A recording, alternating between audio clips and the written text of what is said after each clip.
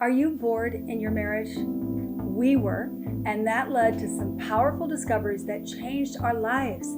Join me and I'll tell you all about it. We were bored. We were rotating between two date options. We could go to dinner, or we could go see a movie, or when we got really creative, we could go see a dinner and a movie. Our date nights were predictable. They were easy. They were safe. We talked about getting creative and coming up with another idea, but we never did do it. The dates just stayed the same. The relationship became more stale, just like the dates were. We became one of the couples sitting at the restaurant on our phones or not talking to each other. It was so frustrating. It became easier to just not go on dates because I didn't want to face that dreaded moment of realizing we were that couple in the restaurant, not knowing what to talk about. The truth was, we were bored on dates because we were bored as individuals. Life had become like a daily hamster wheel. It was the same thing day after day. I began to realize I was dreading waking up to the same thing. It felt like Groundhog's Day. I decided to get extremely honest with myself and really honest about life, and realized I was unwilling to keep living the way that we were living. So after a moment of extreme honesty and clarity, I decided I was going to get up every morning and sit outside and start journaling. I started taking walks in nature. I started talking honestly with God, and I started listening to my heart. The more I listened to my heart, the more exciting life got. Every day began to be like an adventure. What was my heart going to reveal to me that day? I believe that life, we are born with a roadmap to our life, fully alive in our hearts. And it's revealed to us one step at a time. If we are willing to first listen, and second, take a risk to follow it.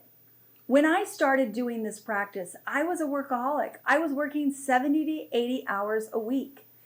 And as I began listening each day, it wasn't like some romantic epiphany every single day. It was just a little bit of an interesting, well, that's interesting, or, well, that's different. It broke the monotony of the boredom that I was feeling in my life. And as I started doing that every single day, my heart started leading me one step at a time, from transitioning from a 70 to 80 hour work week to working 24 hours a week and loving my life and making more money.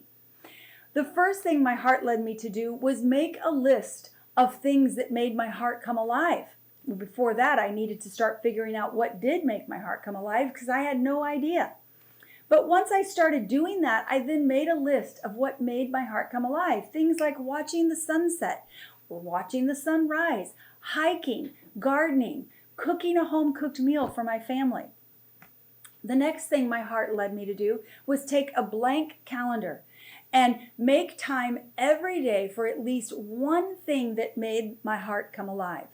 And then fill in the blanks with what was available for work. The more I gave time to my heart, the louder the voice of my heart began to be. Then we had a tragic scenario where a tornado came and tore out 1,000 homes right by the business that we owned. And it was shocking. Many of my clients lost everything. And as I sat with them and listened to the stories of what they walked through and what they were facing as they lost all their earthly possessions, they all said one thing that was similar, and that is, life can change in an instant. And in those stories, it brought me to realize life is really short, and you get one opportunity to live your life. Why not live it to the biggest, best, most fulfilling experience you can have? So in that, my husband and I decided to do a project we call The Dash. It was inspired by the poem called The Dash, where you're born this year, you die this year. What's the dash look like in between? And we decided to risk. We decided to individually each write out our vision of what our life would look like. Who would we be if we lived our life with no stops? Who would I be as a wife? What would I be doing as an entrepreneur? How would I be showing up with my kids if I really lived life without the limits we tend to put on ourselves as human beings? Then my husband and I took a romantic trip together and we shared our visions with each other. And it was a scary moment because my heart was calling me to live in a different state. And I was like, this could be a big problem because what if our hearts are calling us in two different directions? But it was a powerful moment as we shared our visions with each other and realized our hearts were leading to the same exact thing. We both wanted to live bigger. We both wanted to live in California. And so out of that, within months, we wound up selling the business, selling our home, moving to California. That adventure led to us trying new things in California. That adventure turned into living for a year in an Airstream as we traveled across the country to figure out where we wanted to live next. Now we're adventuring together in buying rental properties.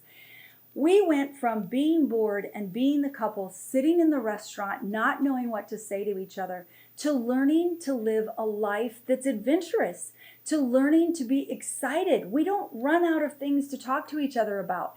We haven't been bored on a date, and I can't even remember when, because we moved from living life in our head to living life from our heart, letting life be an adventure, choosing to risk, choosing to get out of our comfort zone.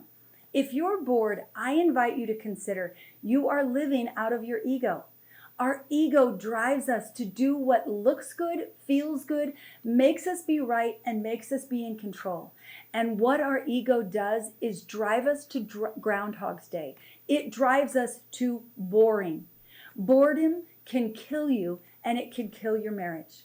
Would you consider taking a 7-day challenge and every day set aside 5 minutes just to daily listen to your heart and then follow the one thing it tells you to do? Just get to know your heart. See what it wants to tell you. If you're willing to do that, it will start bleeding into every area of your life.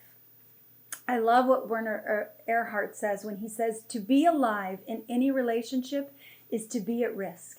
If you want to be alive, we need to get out of our comfort zone and into uncertainty.